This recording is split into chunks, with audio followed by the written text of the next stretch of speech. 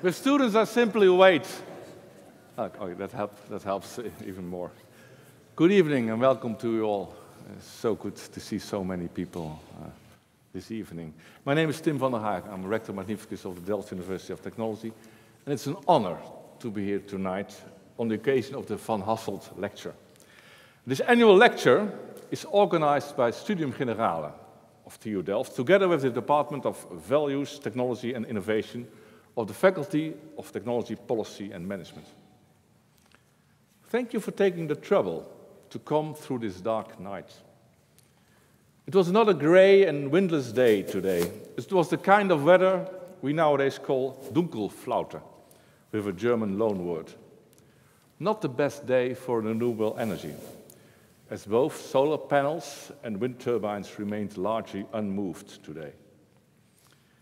It's nonetheless a fitting day to transport ourselves back to that cold and grey November morning in 1940, when TU Delft student Frans van Hasselt took his usual route to the civil engineering building in order to attend a lecture. Not an ordinary lecture, however, but a farewell speech by Professor Josephus Gita. Hundreds of students joined Van Hasselt. They had all come to listen to the popular lecturer, who also happened to be Jewish. As the Nazis had decided to ban all Jewish professors from Dutch universities, it was supposed to be his last appearance for the foreseeable future. But it was not to be. All that the students found was a note, pinned to the door, saying the lecture had been cancelled. Frans van Hasselt and his fellow students saw this teaching ban as a great injustice, and yet another manifestation of the morally corrupt Nazi regime. But it was Frans who took it upon himself to climb the grand stairs in the hall that day, to speak openly about the way he and his fellow students felt about the Nazi ideology and its victims. The rest, as they say, is history. His courageous speaking up inspired students across the country to strike against the Nazis. And later that year, Van Hasselt was arrested and imprisoned. He died in Buchenwald at the age of 29 in 1942. Van Hasselt made a moral choice in times that were chaotic and confusing. The Second World War posed a moral dilemma for all TU Delft students. How should they respond to the Nazi occupation, knowing that the resistance could be met with brutal reprisals? Should they just carry on, as if nothing had happened? Should they show solidarity with Jewish fellow students and professors? Or sign a declaration of loyalty, which the Nazis demanded of those who wished to continue working and to continue studying? And although Van Hasselt did not consider himself a hero, and never wanted to become one, we still honor him today for his courage to stand by his convictions at a time when it matters most. And so, since 2015, with the exception of the COVID years, we have organized this event every year on an evening in November. In the spirit of Van Hasselt and his brave act of speaking out, we discuss that we can learn from Van Hasselt in this day and age. Engineers and scientists the world over are facing ethical dilemmas surrounding topics like big data, or gene editing, or artificial intelligence, as the case may be. But since last year, we are suddenly much closer to Van Hasselt and his times than we thought possible, since war started between Israel and Hamas. On a campus with more than 100 different nationalities, everyone should feel safe and heard. Moreover, university is the quintessential place for critical questions, for dissent and for dialogue. Protests also have a place on our university campus, as demonstrating is a fundamental right. However, such demonstrations must be peaceful. So when we received signals that colleagues and students no longer felt safe, we have taken the step to introduce guidelines on what is permitted and what is not permitted in this respect.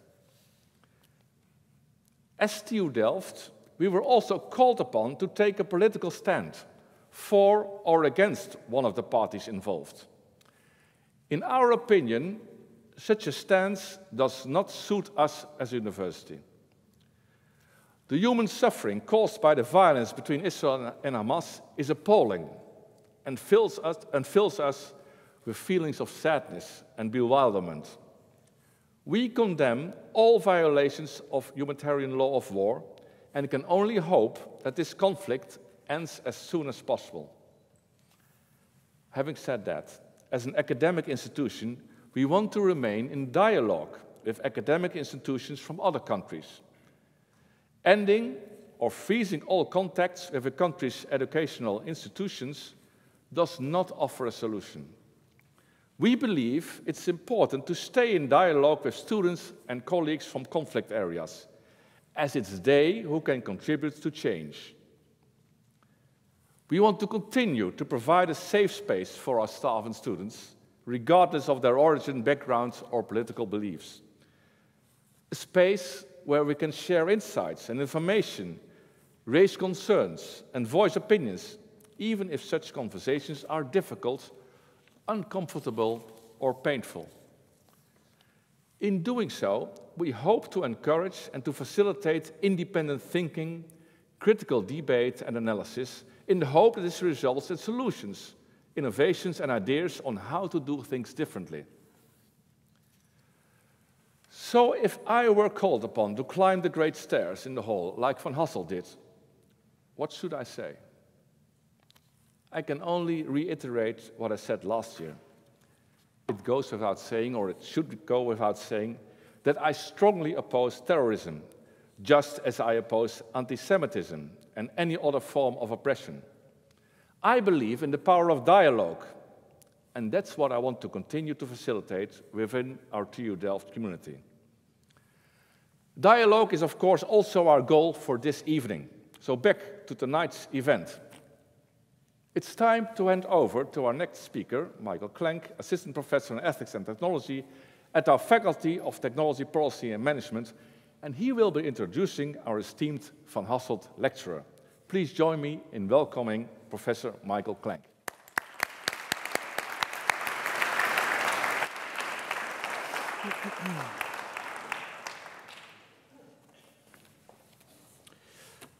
Ladies and gentlemen, esteemed guests, my name is Michael Klenk. I work in philosophy here at TU Delft, and it's my honor to once again chair the Van Hasselt lecture this year.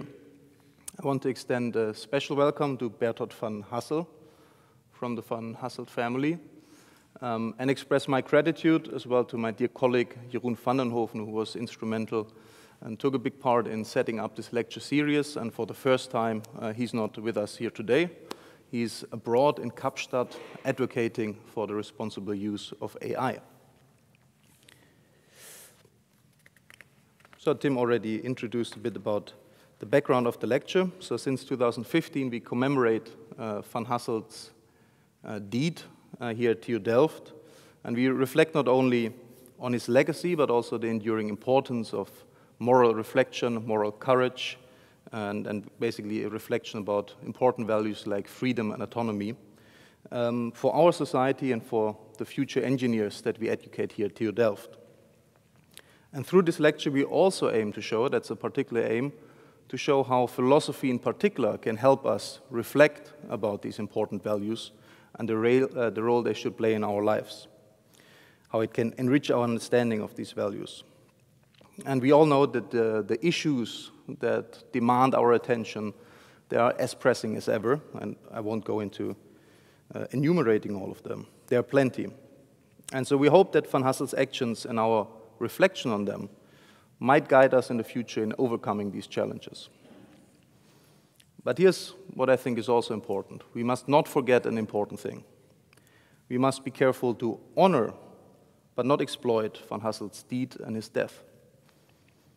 I think for all the hope that Van Hasselt's action and might inspire and should inspire the images of courage, fortitude, resistance, a light in the dark, that image it might evoke, a bleak and indelible fact remains. Franz von Hasselt was murdered. And amongst the symbolism and the splendor of commemoration that we now share in this hall together, there always remains the final disruption of a young life, a shattering of dreams and of possibilities that could have but never came to fruition. And there remains a family whose son was taken and of people left behind in pain. So our gathering here stems from this painful reality. And I think it's not right to overpaint it in a dampening hue and to turn our heads in neglect, seeking comfort and hope at the expense of what is really happening. So while we hope that this lecture fosters important ideas and inspiration, I think it has so done in the past, and I hope it will do so today, let us never forget the indelible star gloss behind it. So now, ladies and gentlemen, I'm honored to introduce a distinguished philosopher whose contributions to the study of morality and ethics have left an indelible mark on the landscape of contemporary philosophical thought. Today, we have the privilege of hosting Professor Peter Railton, one of the preeminent moral philosophers of our time, as he graciously accepted to deliver the 7th honorary lecture in memory of Franz von Hasselt. Professor Railton is the Gregory S. Caffa Distinguished University Professor, John Stevenson Perrin Professor, and Arthur F. Thurnau Professor of Philosophy at the University of Michigan in Ann Arbor, where he taught since 1979. He received his A.B. from Harvard and his Ph.D. from Princeton in 1980, and he received numerous honors and awards in his distinguished career. So it's much too long to enumerate them all, so I picked some highlights. He was elected to the American Academy of Arts and Sciences, received important Guggenheim and National Endowment for the Humanities fellowships, and was a visiting fellow at All Souls College in Oxford. And his main research has been in ethics and the philosophy of science, where he focused on questions about the nature of objectivity, values and norms, and explanation. And he also addressed central philosophical questions in the fields of aesthetics, moral psychology, and the theory of action. And I want to highlight one of his many lasting contributions, and that is his defense of naturalist moral realism, to give you a sense of why we thought that he's a great speaker for tonight. So at the beginning of a seminal article from 1986, he notes that even those people who find skepticism in many fields, like skepticism about the external world, does anything exist at all, even people who find that to be an absurd position, they have tended to find skepticism about morality irresistible. And they take it as a mark of good sense to explain away any appearance of objectivity in moral discourse. Now, what would that mean, to be a skeptic and to discard objectivity in ethics? I think it would mean that von Hasselt's action is right and proper, and whatever moral honorifics we might bestow on it, but only by our lights. It would mean that Nazi ideology is hideous and wrong, but only if and only because it seems hideous and wrong to our sensibility. There would be nothing more to morality and nothing more to von Hasselt's action than what we happen to read into it. And for a time, philosophers thought that the only recourse that avoids this bleak, skeptical conclusion is a form of theism, belief in God, kind of makes everything morally right, or perhaps, no less spiritual, a belief in supernatural moral properties. And I think in his defense of moral realism, Professor Railton showed that we can make sense of moral objectivity in a way that is continuous with and in line with a scientific view of the world. And yet it gives us a sense of moral objectivity that is robust enough to explain why some actions are just morally right or wrong, and quite independently of what anyone thinks of them. So von Hasselt's action was good and heroic, even if, at our own fault, we would have never gathered to commemorate it. And even if the Nazis, similarly mistaken, thought it was treason, it remains a good and honorific action. So Professor Railton's early defense of moral realism also, I think, exemplifies his characteristic way and fun way of doing philosophy. So he's a passionate trespasser of disciplinary boundaries, doesn't let himself be constrained by what the discipline ought to look like. And he explored how empirical research in psychology, anthropology, and evolutionary theory bears on several central philosophical questions, such as the question about moral realism. And I still remember a very important article in my education for me was an article where he urged philosophers to avoid inventing their moral psychology from scratch, and instead to critically reflect on whether our assumptions that we make in philosophical theorizing and conclusions are continuous with the best scientific understanding of the world.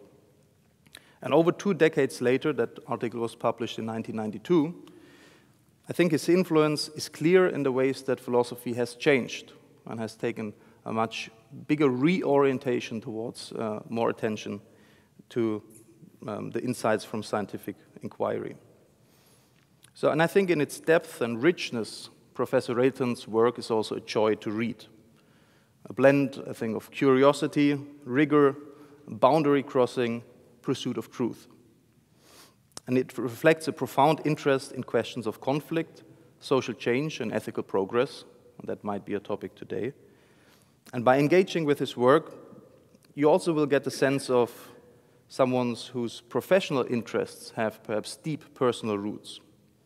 A scholar's seemingly detached interest in abstract matters of morality may yet have its source in a sensitive, human, warm, and self-conscious, humble question of somebody who sees injustice, hears the cries of morality, immorality, and cannot overlook the need for social change. But one question remains: how do I know that I am right? Today we have the privilege of hearing from a thinker whose ideas have deepened our understanding of ethics and morality and the human experience. So please join me in warmly welcoming Professor Peter Railton to deliver the 2024 Van Hasselt Lecture. Thank you. Very nice.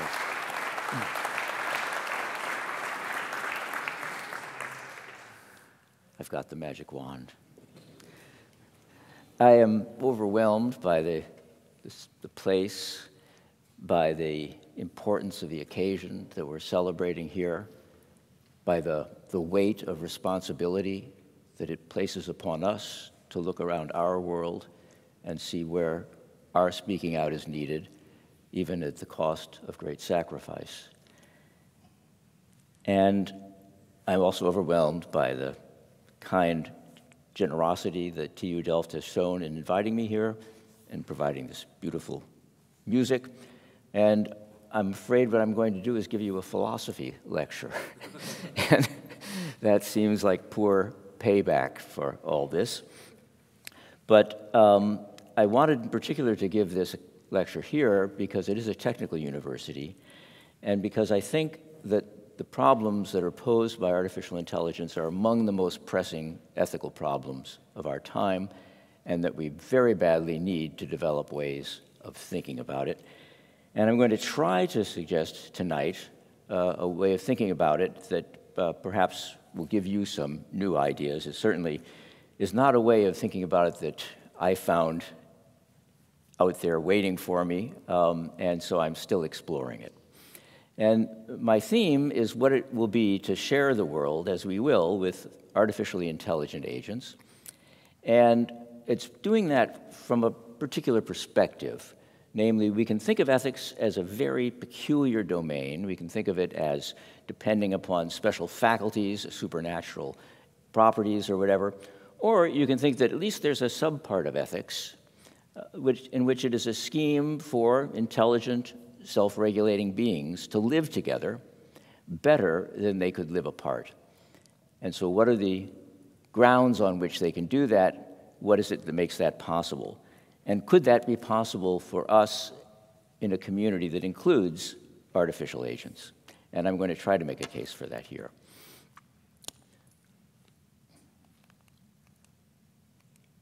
Okay, so ethics in AI, you've all heard about it. It's become an urgent concern. Even people in the technology sector agree that it's an urgent concern. And there's no shortage of questions here. There are problems of privacy, cybersecurity, military applications, disinformation, transparency, bias, unequal access to AI, concentrations of power, effects on the world of employment, effects on human skills, inadvertence, the possibility of self-accelerating change in AI, and even the possible emergence that some have considered of a dominant superintelligence that we would have created and that would forever have escaped our control.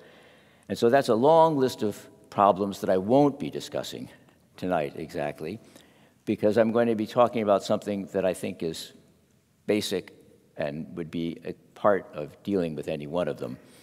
Now, it's standard in the literature, that's how people begin these talks, it's standard in the literature to say that problems about AI and AI safety are divided into two categories.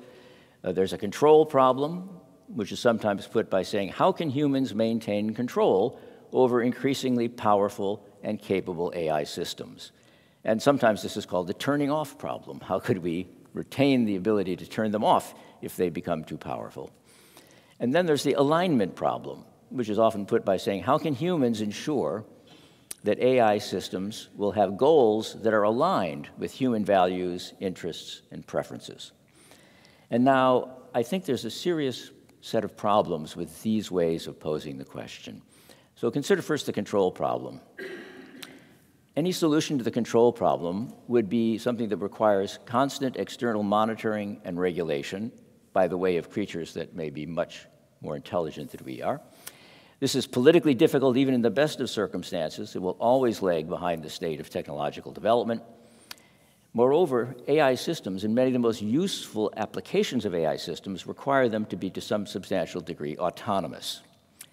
And the roles which they must operate in often occur too quickly, they involve too much information, the decision problems are too complicated for humans to think that they will ever always have a position in the loop of decision-making. That's not a feasible possibility if we're going to realize these gains from AI. And so it needs, it seems to me to be the case, that there could be some kind of sensitivity to ethical considerations that AI agents themselves had, that was, so to speak, on board them, not something that was a control, not something that was an imposition upon them. And I encourage you to think about raising a child. These are agents. They're quite capable agents, increasingly so. How good an idea for raising a child would it be to say, how can adults maintain control over increasingly powerful and capable children?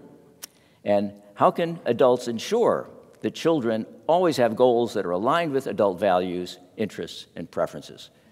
This would not be a recipe for raising children, and particularly it would not be a recipe for raising children who would be capable of any kind of autonomous action, whom we could trust with decision-making when we aren't in the loop. Moreover, you might think, putting humans in the loop? Humans have done terrible things to one another. Having them in the loop will enable them to do terrible things to one another, still and perhaps more powerfully with AI. So we can't rely upon that.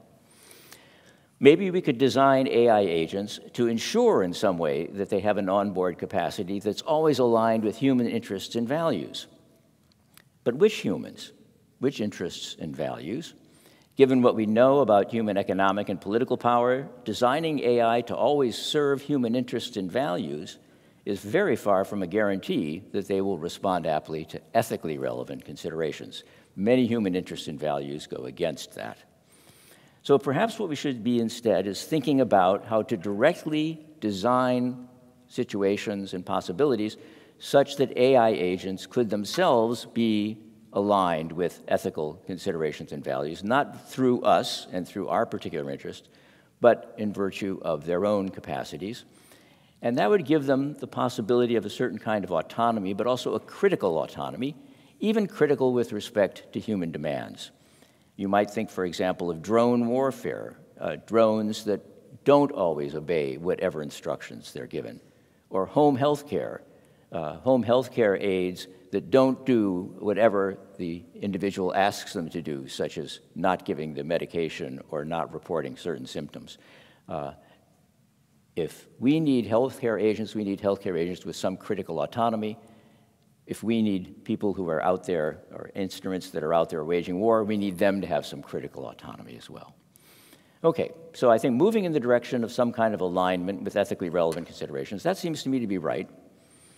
But the problem is that despite the diligent efforts of philosophers over many centuries, we don't know any list of principles that you could write down that would yield ethically relevant behavior.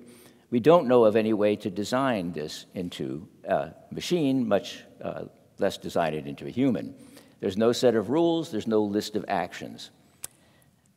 There might, however, be an alternative to that kind of an approach, to building in. And one way to think about that is the current revolution in AI came about when people gave up the idea of trying to build in competence into the AI systems. That somehow humans would figure out what was the right way to speak, the right way to play chess, the right way to do motor control, and they would dictate that to the machines. Instead, the machines have learned through open-ended generic learning capacities how to do this semi-autonomously or autonomously. And that's the lesson we should take into the question of ethics as well. Under what conditions could AI systems learn the same kind of capacities for autonomous critical self-regulation that we are seeking? And again, it's like raising a child. Raising a child to be critical and autonomous is not raising the child to be easily controlled, easily aligned. It's to enable the child to be appropriately sensitive to ethically relevant considerations. Well, first question you might ask is, okay, you're taking these seriously as agents. The agents have motivations, they have goals. Why would self-regulating AI systems have any interest at all in acting upon ethically relevant considerations? Where would that come from? And I ask you to go back to that list of problems that I think AI systems raise, questions about disinformation, cyber warfare, manipulation, the emergence of a dominant superintelligence. Now notice that those would also be problems for AI agents. If you're an AI agent and some superintelligent AI agent arises alongside you that's going to control every aspect of your existence, that's a problem for you as an AI agent in realizing your goals. If, for example, there is serious manipulation and poor information and you can't possibly discern what's real and what's not, that's a problem for an AI agent as much as it is a problem for a human agent. And so they actually will face the same kinds of problems that we face precisely because they are agents pursuing goals. And so what that means is that most humans and most AI agents will actually have a shared interest in what you might think of as AI safety and preventing these catastrophes from arising. And so that means that AI agents aren't simply capable of autonomy, but they have an interest in exercising this autonomy in ways that ethics has for centuries been exploring, how to live together better than we could live alone.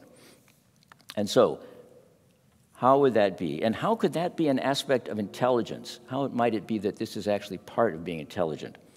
And so, what's intelligence? Well, one rough definition is to say it's an open-ended capacity for effective problem solving. You hear that commonly.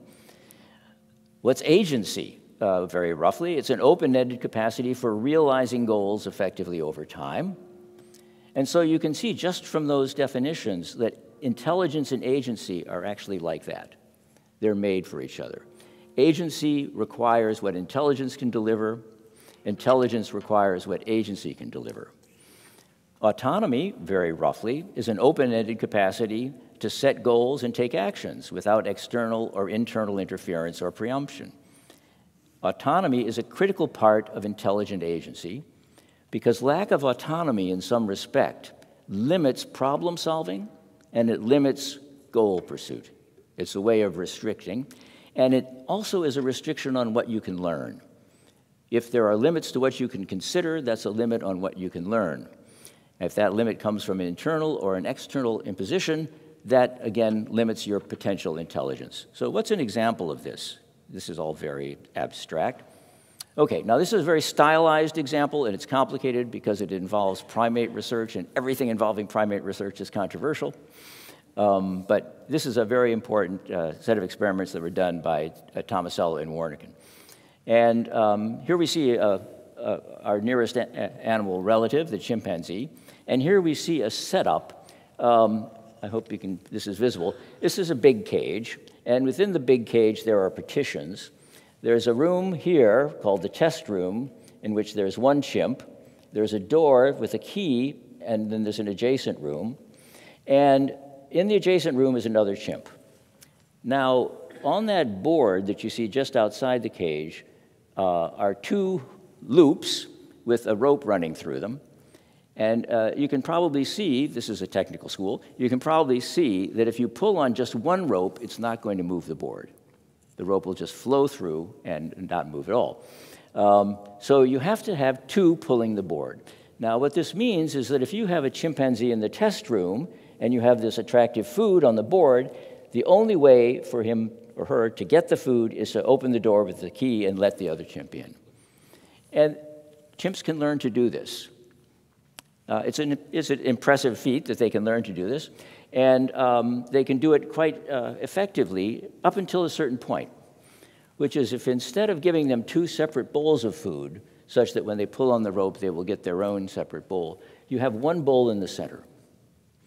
If you have one bowl in the center, then when they pull the board, if the chimpanzee in the adjacent room is a dominant chimpanzee, he'll knock aside the subdominant chimpanzee that's in the test room and take all the food from the central bowl. Now, after he's done this several times, this chimp will stop opening the door. Now, that's fine because it's denying the dominant chimp the food, but it's also denying his own food.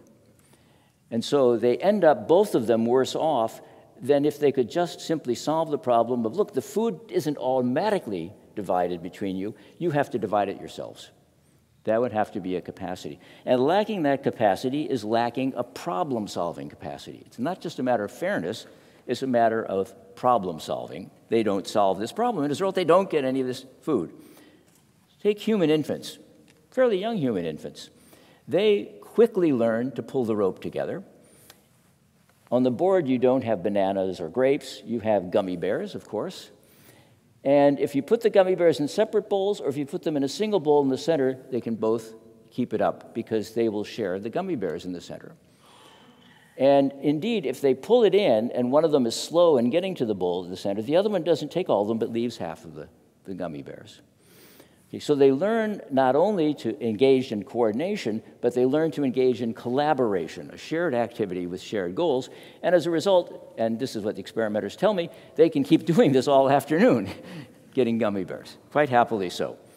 Okay, so we can think of that as a nice feature of infants. They like to share, but we can also think that's a problem-solving capacity. Because any problem that requires this kind of collaboration will be out of your reach if you're not capable of this kind of self-regulation. And it's self-regulation that we can recognize as sensitive to ethically relevant considerations, like fair division and taking the results of common labor and sharing them amongst those who are doing the labor. And what's striking about this, in a way, is that think about language. Language is a collaborative enterprise. I have my words, you have your words. If each of us just had our own words, we couldn't use them to communicate. We have to work together to get common meanings of the words. Culture is a collaborative enterprise. Science is a collaborative enterprise. It won't work unless we share common goals and work toward them together. And so if you look at the totality of human problem solving, a huge part of it is this capacity for collaboration. And consider humans historically. Humans have managed to squeeze themselves into just about every ecological niche on the planet. And they do that because they have social abilities to respond to the demands of the environment. They've found ways of together producing enough food in the desert, or keeping warm enough in the Arctic, or developing domestication of animals, or initiating the beginning of the domestication of crops. They've figured these are all collaborative enterprises. They can't be done by one person. They have to be done by many people depending upon one another. And as a result, humans have this great adaptive capacity. And the poor chimpanzees have been essentially confined to their particular ecological niche and are at risk of going out of existence for that very reason. And so if you think of the human problem as the problem of survival and reproduction, and that we solve it through things like language and culture and collaboration, then you can think that that capacity for appropriate forms of sharing, that capacity is essential to our problem solving. Okay, that's the idea. So it's a problem solving capacity. It's part of our intelligence. And once highly capable, potentially autonomous AI agents enter into society with human agents, what would be the conditions under which they would be able to most fully develop their capacities? Well, it's going to have to be a social set of relations, because it's going to have to be something they can do in the presence of others and in the presence of humans. And this won't be just any kind of society. So ask yourself the question, which kinds of human societies have proven the most effective over time at creating knowledge, developing appropriate technology, drawing effectively upon and developing the intelligence of their members, solving problems? What kinds of human societies do relatively better at that?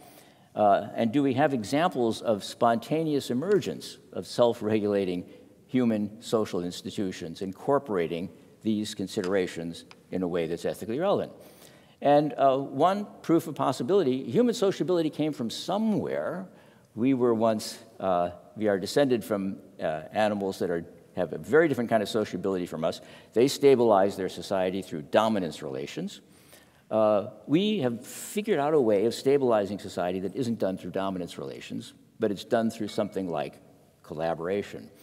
And if you look at the history of Homo sapiens, what you'll see is that around the world, in many different places, humans have found ways, hunter-gatherers have found ways of collaborating and cooperating, sharing outcomes in a relatively egalitarian fashion to provide something like a scheme of mutual assistance and mutual assurance.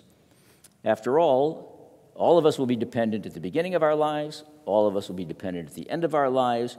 If every person just got what they were able to produce, we would not grow into adulthood, we would not survive into old age. If, on the other hand, when we're at the height of our powers, when we're doing the most possible production, if we are prepared to share that with the young and with the old, the society can manage to continue. And this is what scheme the hunter-gatherers have hit upon. It's a fairly egalitarian mode of production. It seems to have been stable for tens of thousands of years. And it is a spontaneous creation of individual agents who nonetheless were able to see and exploit, develop the possibilities of collaborative activities and to solve these problems. And so that's a sense in which they have a social intelligence. Now, no particular set of rules existed beforehand. No external agent imposed values upon them or rules or guardrails upon them. They generated this out of their own activity. And so if we look around the world, what we'll see is that in many different places, you'll find similar general features of organization. But in each of these cases, and this was an experiment that was done using the ultimatum game in game theory, in each of these cases, there are different ideas of exactly what kind of sharing is appropriate. If you're whale hunters who have to work together in close coordination in order to catch the whale, you get very egalitarian modes of sharing.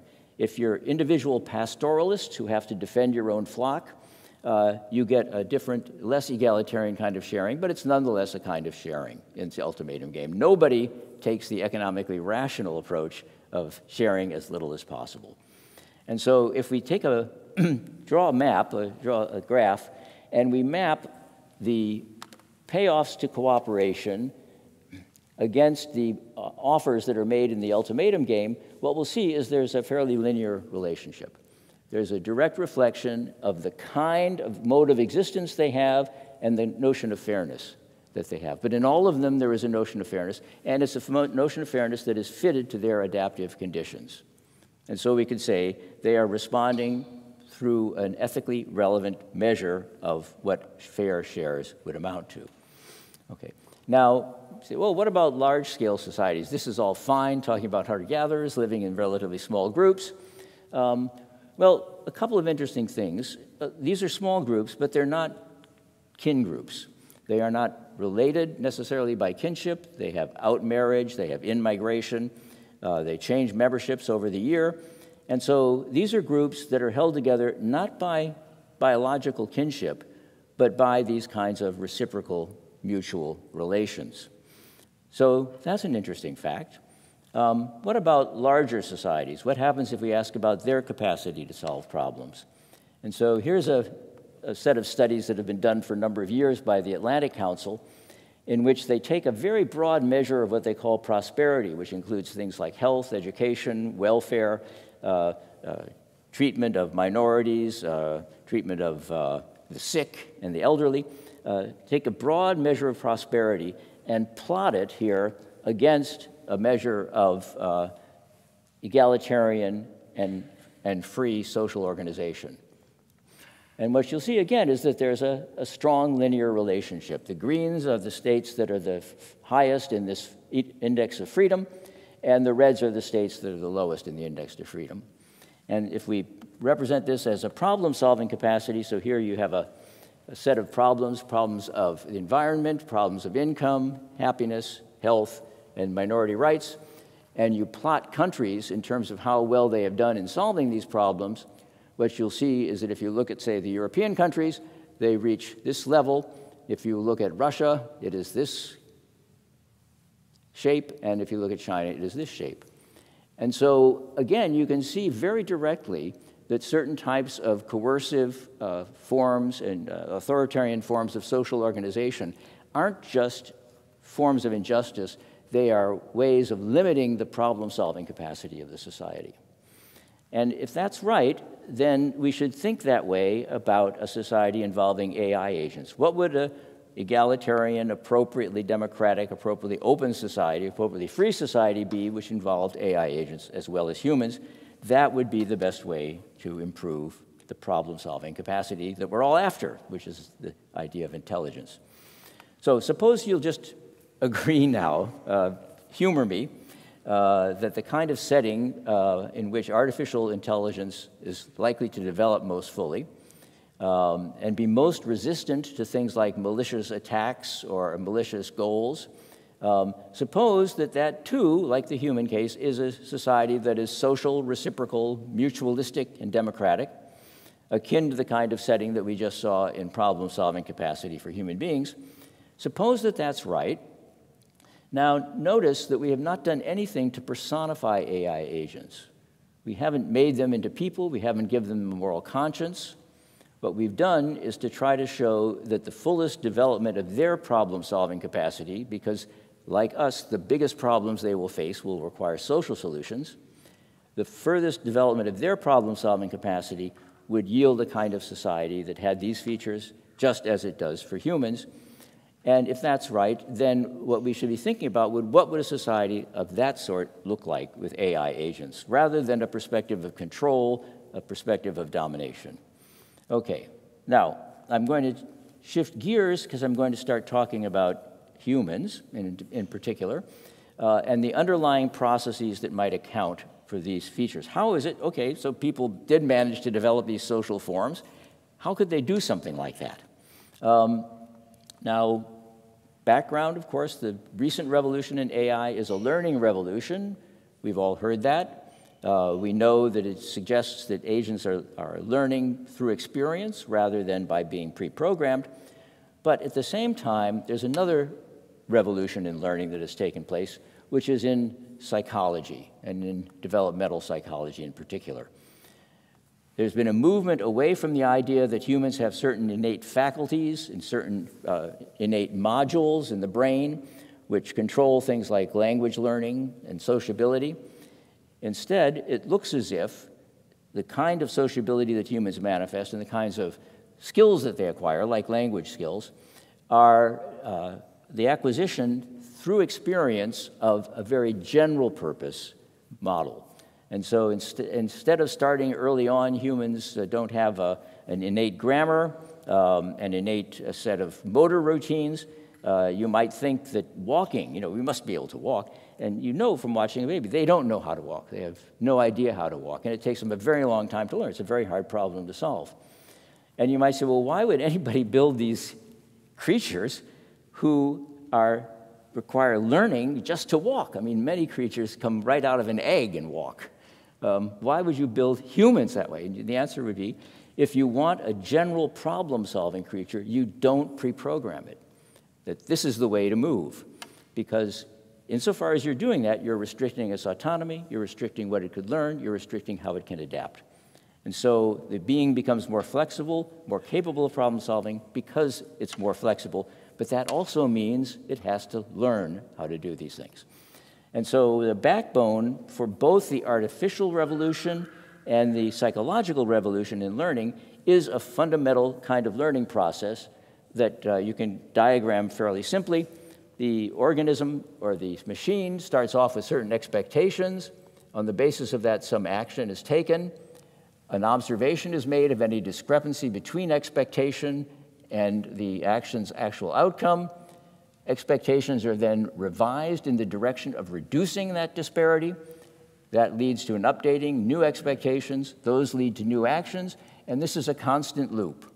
And so as we go through the world acting constantly, we are constantly learning in this way from the ways in which the outcomes do or do not fit our expectations.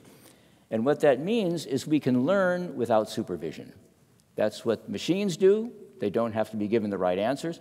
And that's what infants do. We can't give them the right answer to the question, how do you walk? It has to be acquired. And so I'll give you just some examples of this role of expectation. It's pervasive in the organization of the natural world and in the organization of the human. For example, here's the distribution of cells in the retina. You probably know that we have a blind spot where we aren't receiving any input from the environment, but when you look at this wonderful setting, you see no blind spot. How is that? Why is there no blind spot? It's all filled in. Moreover, only a very small part of the retina is in focus at any one time, at the fovea. The rest is out of focus. Well, if you had a camera that was out of focus like that and you looked at the photographic image, it would be blurred. But when you look at this room, it isn't blurred. It's got all kinds of sharp edges and angles and so on. So the room isn't blurred. And if you look at the distribution of cells that are sensitive to color, cones, they also are highly concentrated right at the fovea. And what that means is that the peripheral parts of your visual field are not receiving very much color information at all. That's kind of a surprise because rooms can look like this to us. So how do we do that? And the answer is we do it by having already a model of the room and its space and its color, which we've developed from experience, and we fill it in. So much of perception is actually projected expectation. People complain about AI agents that they hallucinate. Well, we project. We fill in and we sharpen the details and we put in the colors, but we do it so often in life, starting thousands of times a day in our very first day of existence, that when we do that, we get good at that. We are modeling the world and using that to guide our vision. And this is, of course, the famous mechanism that figures in artificial intelligence, too, the backpropagation mechanism, which was the key to getting deep neural networks to learn. And again, you have inputs, you have layers, you have weights connecting those inputs to layers. They produce an output. This is a predicted output. There's an observation. Is there an error, a difference between the predicted output and the actual output? That error is then fed back into the network to readjust the weights, and the system goes again. And this is how large language models, without any supervision, can learn complex, huge models of our language. Okay, so that's the idea. There is this fundamental learning process, and it's in infants, and it's in AI, and that learning process is highly diverse in terms of what kinds of information it can give us. Okay. If you think about it, a system like this, a system based on this kind of feedback, one of the things it's going to do is over time your expectations are going to converge toward the actual predictions, the actual probabilities in the environment, because discrepancies will yield error, those will yield readjustments of weights. So over time, the model is going to get more and more accurate, other things equal. And also, if we have two agents, they may start with very different initial states, but over time, if they interact with the environment in the same, roughly the same environment and do so extensively, their views will start to converge as well. And so it's possible across agents to get a common subject matter, a common visual and object subject matter for language and culture. Okay, so it's a learning process, but it's a learning process that has this effect of constructing models of the world and refining those models of the world in such a way that we can get common representations. And as a result, agents that follow this kind of a learning process, if they have big enough capacity, can make models of their environment, of themselves, of other agents, of themselves in the environment, of their relations to other agents, of their interactions. And so those can all be used for purposes of learning. And what they do is they form these large-scale probabilistic networks of connections. And that can support effective agency. And so here's motor control. We don't have to go into it, but you can see fundamental feature of motor control is that you're doing two things at once. You're generating a forward projection, and you're receiving feedback, and using that to adjust the internal model, and then doing it again, taking another action, another motor command, noticing any difference between the execution and the expectation, putting that back into the feedback controller, updating your forward model, and going forward. Reaching for a glass of water involves this kind of a projection of feed-forward and feedback mechanisms. So that's the picture. That's how it is that this learning can take place, even without supervision, even through tasks like reaching for a glass of water.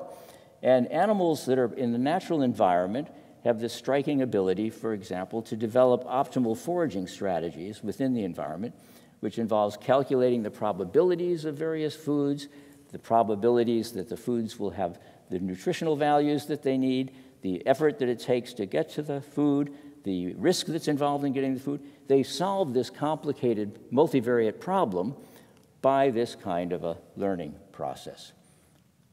Okay, well,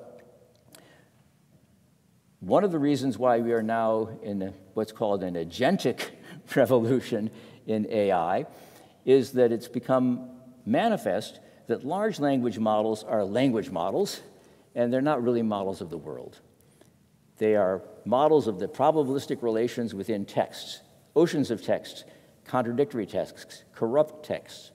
And so, of course, LLMs are going to give us answers that are spurious. How would those answers be improved? Well, the agentic revolution idea is that if you can ally LLMs with agency, then it can form a hypothesis and act on it and receive input that could lead it to correct that hypothesis. And so making LLMs less hallucinatory, making them more accurate, perhaps the solution is, as we've been saying, to ally with agency, because agency is such a powerful form of learning and correction. Let's go back to developmental psychology briefly. Let's look at the sequence by which an individual infant acquires information. By about 2 months, they notice object permanence. You can tell this by doing experiments and seeing when do their eyes dilate, which is a suggestion of surprise, or when do they reorient their gaze, which is a suggestion of a change in attention.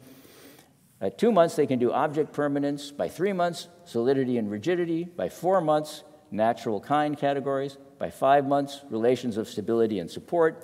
By 6 months, gravity, inertia, conservation of momentum.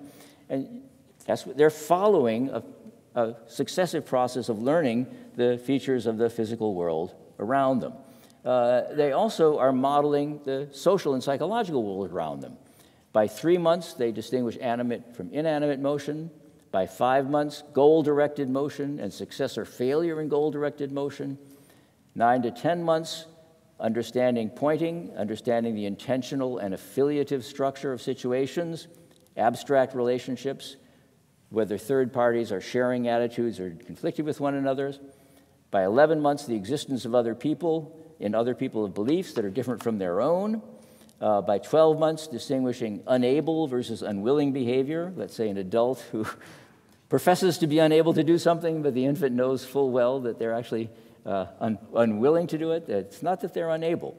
So these are all things that has to be figured out, but notice that they're figured out by building successively richer models of the physical environment around them, the psychological environment around them. Similarly, they're doing something similar with evaluating the world around them. By 5 months, they distinguish negative and positive emotional expressions. By 6 months, 6 to 8 months, they distinguish helping versus harming behavior and prefer agents who help. By 12 to 16 months, they distinguish higher order helping. For example, not helping someone who's going to hinder, but helping someone who's going to help. Fair versus unfair divisions of rewards, that's how they can do the gummy bear cooperation.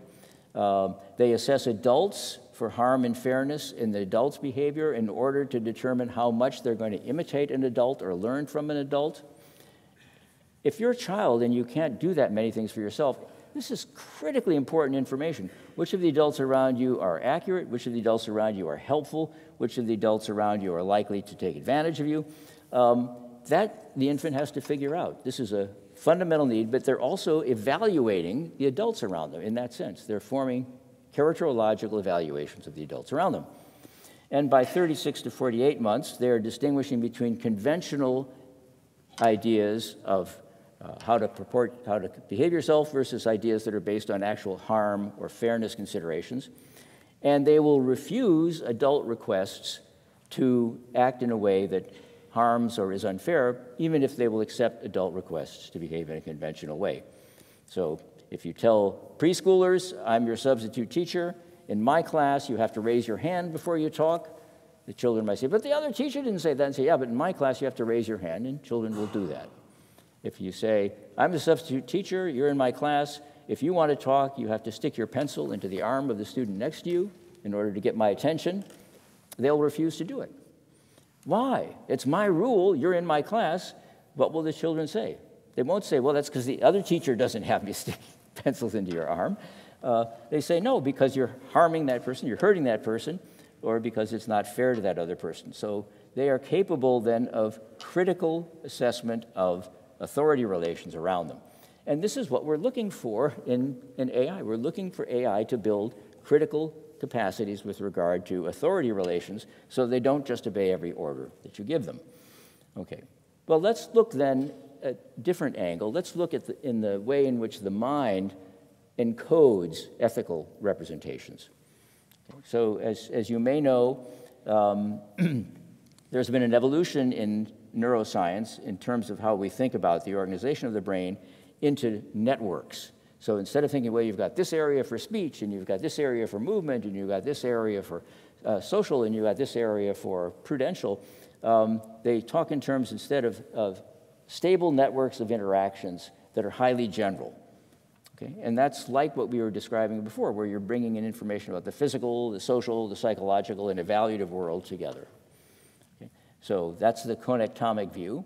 And you have two dominant modes of functioning. One is the task-positive mode, where you're actually focusing on some particular thing, and the other is the so-called default network, which is active when you're, as you are probably right now, when your mind is a little bit wandering, or you're sort of, something that I said maybe set you off, thinking, oh yeah, that's right, tomorrow I've got to. So your mind is wandering, that's fine, it's got to do that, it's got to take into account a lot of things other than what the devil I'm saying. But this is the network that's involved in such cases. Now, you might say, that's interesting, we've got this capacity, but what kinds of other things does it do? One thing it does is autobiographical memory, pulling up bits of your memory that might be relevant to what you're doing right now. Envisioning the future, simulating the future is also done by this network in the brain. Theory of mind, the imputation of psychological properties to others around you, and the use of those properties to simulate futures, drawing upon your memory, all being done together. It's also where the general semantic network is located. So interpreting the words of those around you. Well, of course, to interpret the words around you, you've got to interpret the states of mind about those around you. And to interpret the states of mind, you've got to simulate what they're trying to do. And to do that, you've got to call upon what information you've got in memory. So it's a system that brings together all of these capacities. And guess what else it does? It does moral judgment. And so instead of thinking of moral judgment as a special little box in the head where we carry some principles, think of it as actually the marshaling of these capacities in a coordinated way in order to solve various problems of, for example, collaboration, sharing, working together, and so on. And so moral judgment then is a general purpose capacity we have, and I've been trying to suggest it's actually part of our problem-solving capacity, our ability to make these judgments, to judge that that is fair sharing, that is not fair sharing. That is necessary in order to carry out this kind of collaboration. Okay, and in general, decision-making, planning, and action appear to be grounded in these large-scale, functionally integrated general-purpose networks. And what they do is they build models and use these models for decision-making. Okay, and one of the things that drew me to this literature in the first instance is that this is a good picture of how intuitive knowledge works.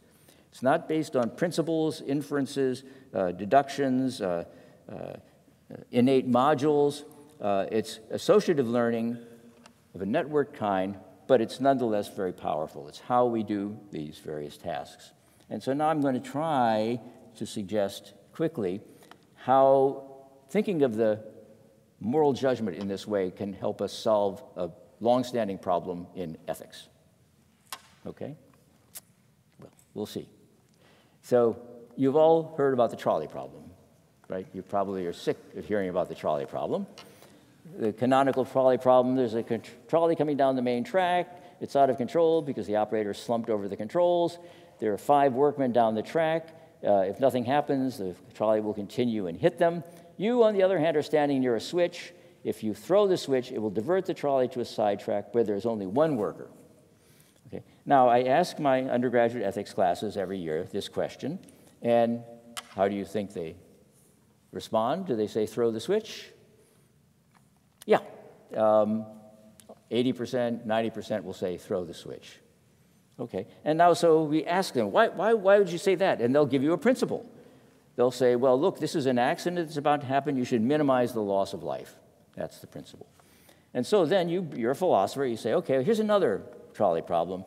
Same as before, the trolley's coming down the track. It's about to hit these 5 gentlemen down the track. You don't have a switch. You can't divert the trolley, but you are on an overpass, footbridge, and you're standing next to a very large person whom you could throw off the footbridge. You'd fall in front of the trolley and stop it. Okay? Should you push this large man off the footbridge? Well, you'd be sacrificing 1 life in order to save 5 lives. Should you do it? What do you say? You'll say what my students say, no. Generally, you'd say, don't do this. Okay, well, that suggests that it's not a principle of minimizing suffering.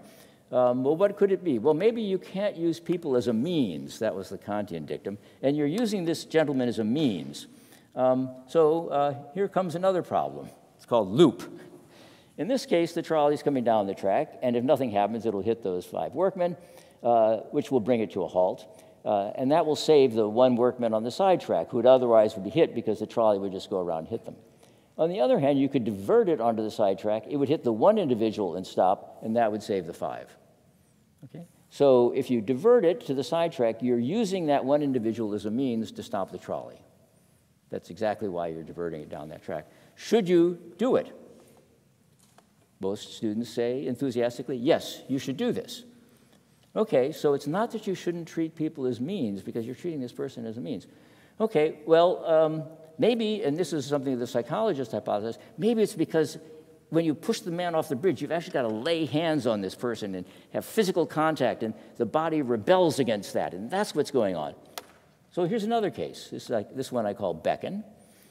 Trolley's coming down the track as before. Down the track, there are 5 workmen who are going to be struck. Trolley's coming along like so. You're standing to the side. There's a shed over here, and there's a very large gentleman standing beside the shed. Now, if you gesture to that gentleman, over here, quick. He'll step onto the track and stop the trolley. Okay, so I didn't lay any hands on them, no muscular exertion, no terrible confrontation of the physical individual. What should you do? And most students will say, yes, you should beckon to the man. You should not beckon to the man. You should not do this. Sorry. Okay, well, so maybe it's a principle about not deceiving people. So here's another case. It's called, I call it wave.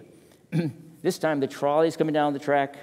The workmen are standing on the track. They're looking in the other direction. They can't see the trolley coming. You're down the track further, so they're looking in your direction, and you can see that the trolley is going to hit them. Now, if you say that way, the workers will step to the side, off the track, and not be hit. Unfortunately, there's one worker who's standing beside the track. He'll step to the side as well, and he'll be hit. Okay? So you will have lured this poor man to his death by waving. Should you wave? Most students say yes, you should wave. Okay, so it's not something about deceiving people or luring them to their death or something like that. So what could this be? And philosophers have scratched their heads over trolley problems for years, and no one has come up with a convincing set of principles that govern this. So what's an alternative picture? Well, first let me tell you, this is a consistent pattern year to year. These are the verdicts on these cases that I get from my students. Year in and year out, they follow exactly the same pattern. And what's interesting about the pattern is it's very stable. You'll get that pattern at the end of the course, even as you get it at the beginning of the course. That's not always true in ethics courses with the questions you raise. This one is extremely stable. And the answer is that people have very powerful intuitions here, which budge very little. Okay, well, where might those intuitions be coming from? So let's ask another question. Suppose you came to your room once, one afternoon, and your roommate was there extremely upset. And you said, what's wrong? And he said, I was in this terrible situation. There was this runaway trolley, and it was going to hit 5 workmen, and the only thing I could do was to throw the switch and send it on the sidetrack, but it hit a man and killed a man, and I feel terrible about that. Okay, if your roommate told you that, and that he'd thrown the switch, would you trust your roommate more, the same, or less? And so that's the answer that students give. Some would trust more, most would trust the same, very few would trust less. Suppose you came home and your roommate was all upset, and he said, there was this trolley coming down the track, and it was going to hit these 5 workmen, and there was nothing I could do except push this large man off the footbridge onto the track, and that would stop it. And so I pushed the man off the footbridge onto the track, and it stopped the trolley and saved the 5 men. Would you trust your roommate more, the same, or less? Okay, well, that's kind of interesting. Well, let's ask the question about loop. Suppose you came home and your roommate was all upset and told you the story about what they'd thrown the switch in the case of loop. Would you trust your roommate more, the same, or less? And you get this pattern. What about our friend Beckon? Your roommate says he beckoned to the gentleman. Would you trust your roommate more, the same, or less? And the answer is less. Well, what about wave? You trust your roommate more or the same, typically. And so if you want an idea of what groups these questions together and explains this pattern of judgment, take a look at these judgments of character. If you ask, what kind of a character would a person have who would perform an action like that, you'll find that that predicts quite well to this pattern of responses. And when you think about it, that's an important question to ask. What do I make of these people around me? How much can I trust them? How much can I rely upon them?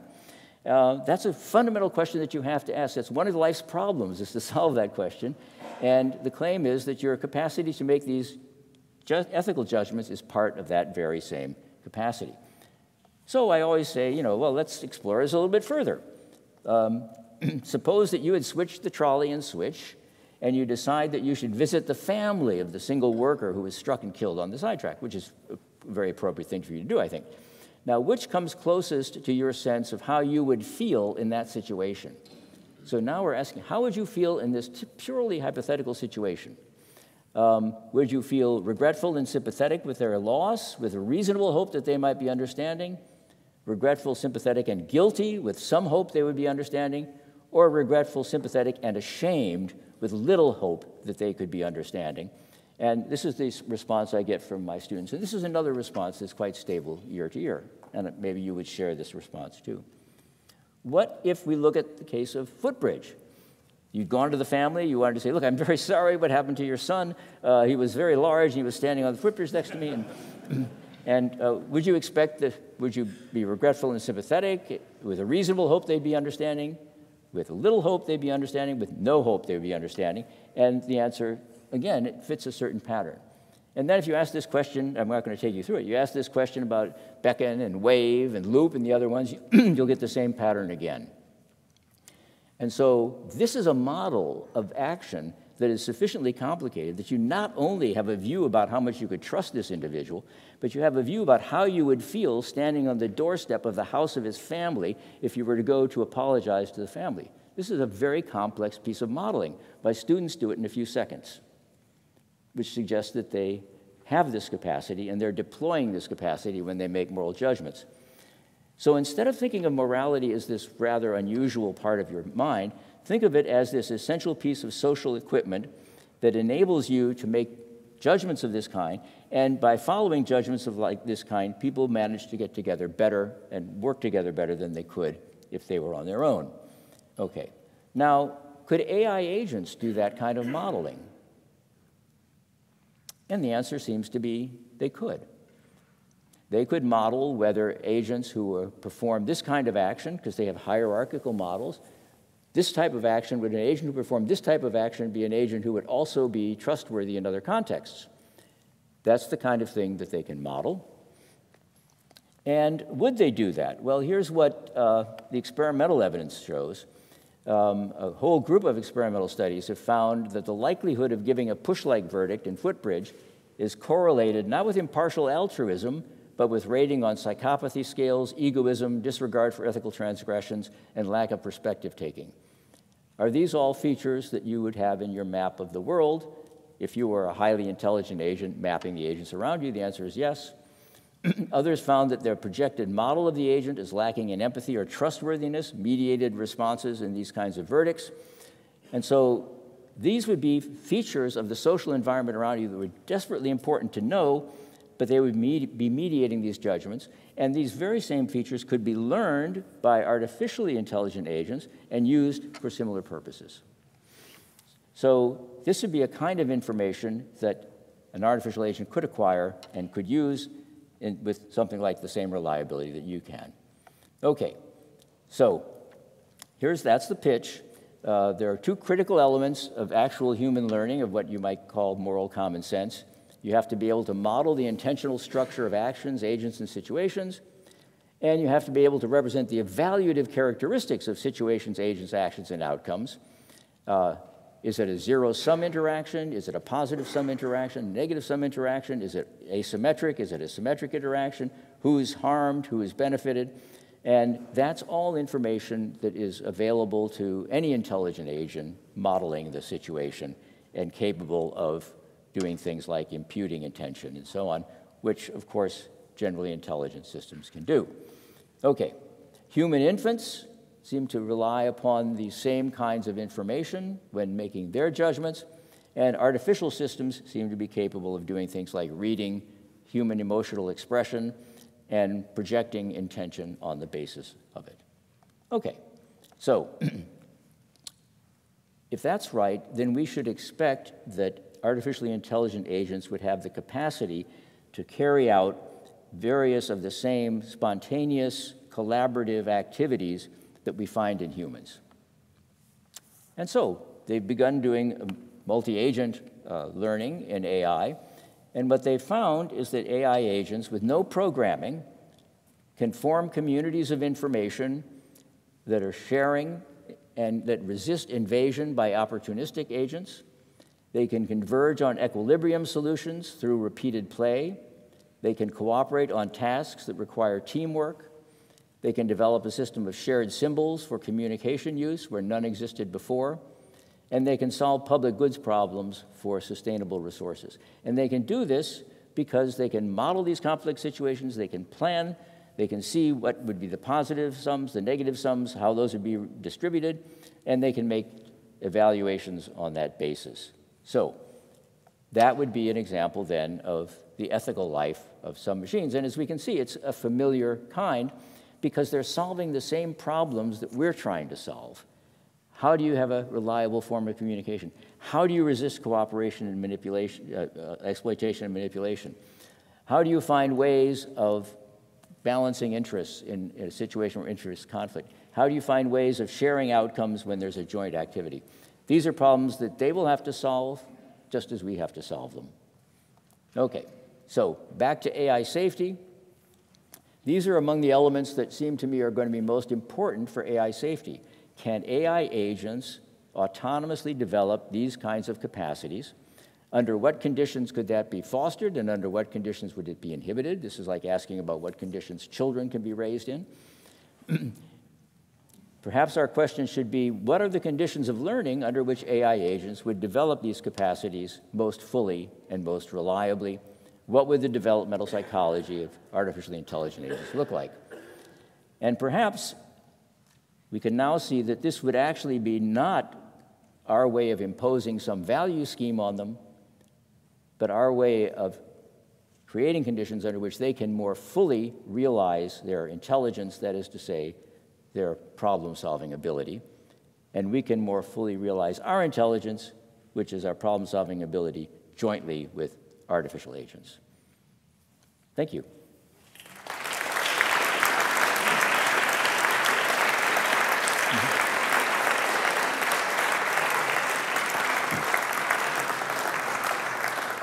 Thank you very much for the wonderful speech, food for thought for later on, and thank you for the beautiful music.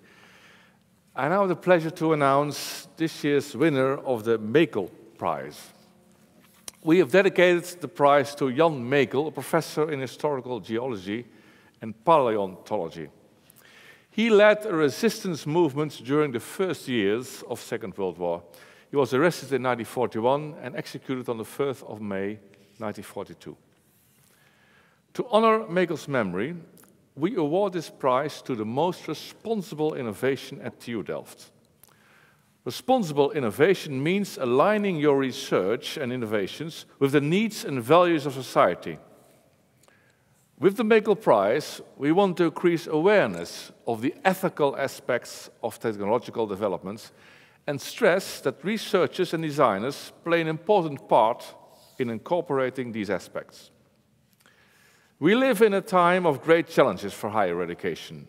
The value of higher education and research is being questioned from various directions and from political currents.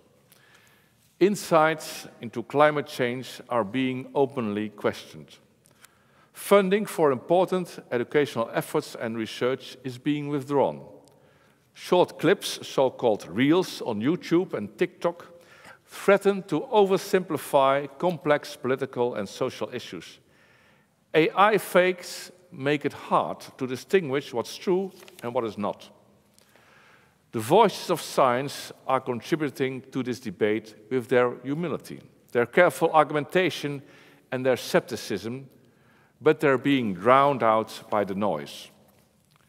This poses a threat to universities such as ours. We strive to increase our student numbers so we can pass on our knowledge and scientific skills to new generations, who in turn can pass them on to others. We would also like to benefit from a diverse student population.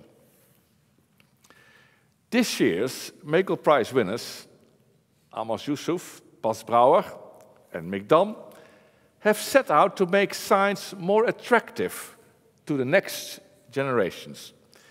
They have identified the problem that students tend to miss out on the opportunity to go on to higher education in the beta sciences, because they have a false idea of what such an education is like. They see it as boring and dry. In his pilot lecture at the Stanislas VMBO in Delft, Amos Yusuf successfully challenged this image.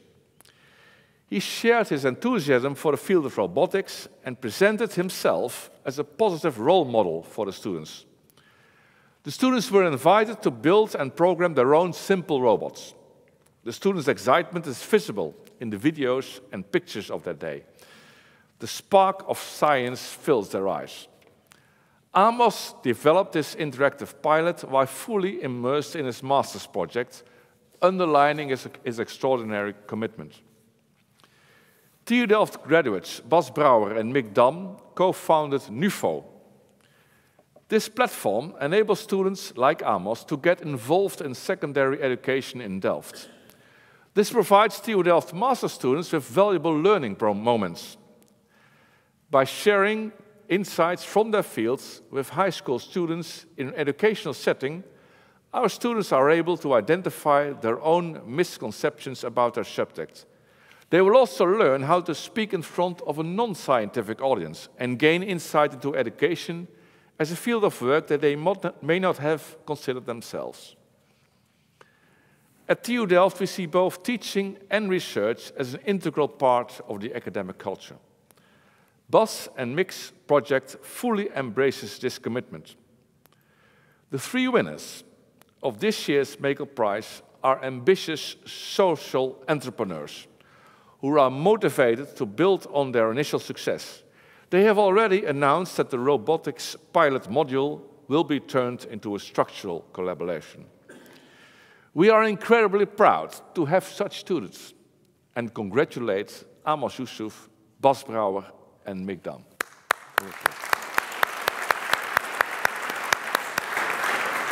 Now, video, eh? Yeah. Now, let's have a look at the video that illustrates their accomplishments.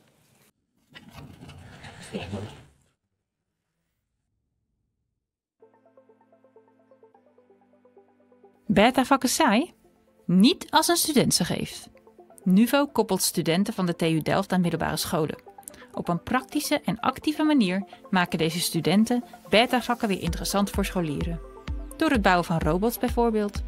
Zo verhogen ze de onderwijskwaliteit, verlichten ze de werkdruk van docenten en maken ze een nieuwe generatie studenten enthousiast voor het lerarenvak. Een win-win voor iedereen. Ik ben Amos Yusuf en ik studeer op de TU Cognitieve Robotics, een masterstudie. Ik werd gevraagd door een aantal andere studenten op de TU als ik mee wilde doen aan een pilotproject om roboticslessen te geven. Daar heb ik voor gekozen omdat ik het interessant vind om mijn kennis over te dragen, vooral aan de jeugd. En om ze in aanraking te brengen met robotics. De lessen waren eye-opening in de zin dat je merkt dat veel studenten een andere manier hebben van een probleem aanpakken en hoe ze met de robots om moeten gaan.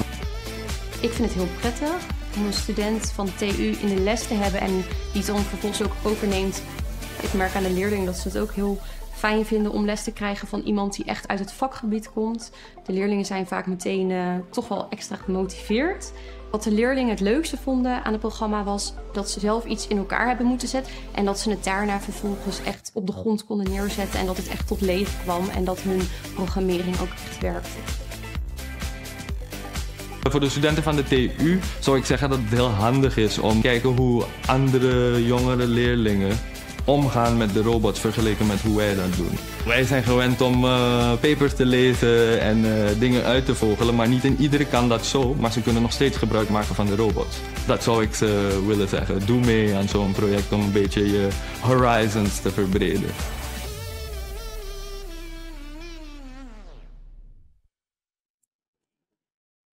Once more, Victor Bos. May I have you here? So, congratulations. Congratulations. Congratulations. Now, it's quite heavy, and I have only one statue, so you have to share it. Perhaps you can change, well, rooms after 3 months, or there you are. Be careful, it's really heavy. Yeah. And with it, there also goes quite a budget. Oh, that's for you. Okay, you have the statue already. Oh, congratulations once more. Perhaps a picture. Thank you. Well, congratulations. Time for a picture? There it is. Okay.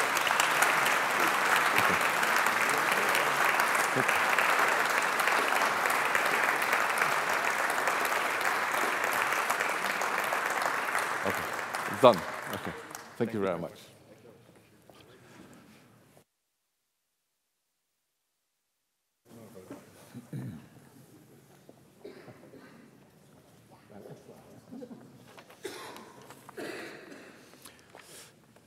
Okay, it now falls to me to say that I'm deeply grateful that we could have and share this evening of commemoration, contemplation, and also celebration tonight, that we still have the opportunity to do things like that, and that I hope that we can continue doing these things in the future.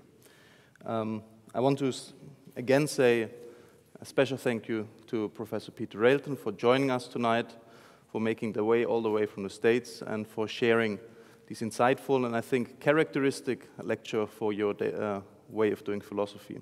So, and we have a little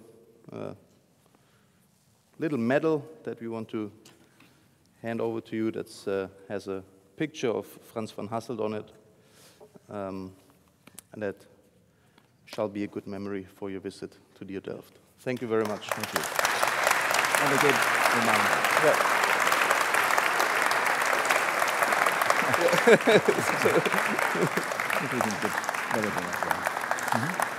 Thank you. Thank you. And now I'd like to give the word to Professor Hans Hellendoorn, Interim Vice Rector Magnificus and Vice Rector Education, Vice President Education. Yeah, what a wonderful night it has been. So for me, it's now time to wrap up this meeting, and I can imagine that after so much listening, you want to talk and you want to discuss what has happened, and we invite you after this for a drink, where there's ample opportunity to discuss what was brought to you this evening. But first, I want to very much to thank our speaker, Professor Peter Railton. Artificial intelligence is perhaps the topic of the decade, not in the least at the TU Delft, because it holds great promise as well as poses great challenges for our education. And that in particular holds to me because I did my master and my PhD on artificial intelligence and intelligent agents, and most of my professional life. So last year, I received a letter from a niece of mine, and she asked me why. Yeah, you are such a kind man, but why are you working on this horrible AI and these terrible agents and these robots? You know, why are you doing that? And why are you, and that's what she asked me, why are you bringing the end of the world nearer? That is how people probably conceive what is going on, and it is therefore very important to listen to Professor Peter Railton, that we should build safe systems. It's important that we develop agents in such a way that this interaction is safe and effective. So thank you very much for your good insights and for your very interesting talk. And I want, of course, to thank the musicians from Sibylla Ensemble for their musical intermezzi based on the writings of the medieval prophetesses. Very, very beautiful. Thank you so much. And of course, I want also to thank our winners for the Mako Prize.